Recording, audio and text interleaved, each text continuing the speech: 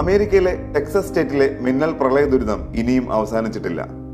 മരണം 109 ആയതായി governor Greg Abbott. 160-ലധികം പേരെ കാണാതായി. ചെളി നിറഞ്ഞ ഗ്വാഡലൂപ്പ് നദീതീരത്ത് ഹെലികോപ്റ്ററുകളും നിരീക്ഷണ വിമാനങ്ങളും ഉപയോഗിച്ച് തിരച്ചിൽ തുടരുന്നു.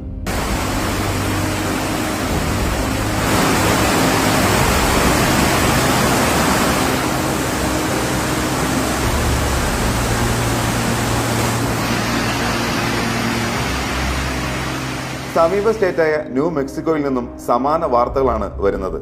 ഇവിടെ വീടുകൾ മുഴുവനായി ഒലിച്ചു പോകുന്നതിന്റെ ഭീതിപ്പെടുത്തുന്ന ദൃശ്യങ്ങൾ സമൂഹ മാധ്യമങ്ങളിൽ പ്രചരിക്കുന്നുണ്ട്.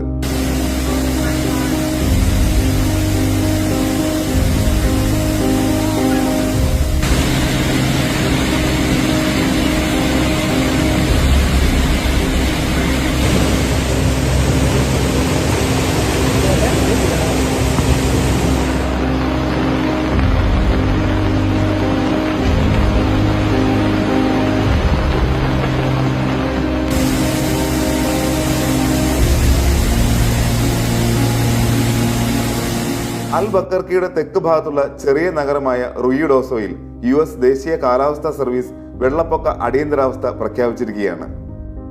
റുയിഡോസോ നദി 20 അടിയിൽ കൂടുതൽ ഉയരത്തിലാണ് ഒഴുകിയെത്തിയത്. പ്രദേശത്തെ നിരവധി പാലങ്ങൾ വെള്ളത്തിനടിയിലായെന്നും ഇതുവരെ പ്രദേശത്ത് ആളപായമോ മരണമോ റിപ്പോർട്ട് ചെയ്തിട്ടില്ലെന്നും റുയിഡോസോ മേയർ ലിൻ ക്രോഫർഡ് പറഞ്ഞു.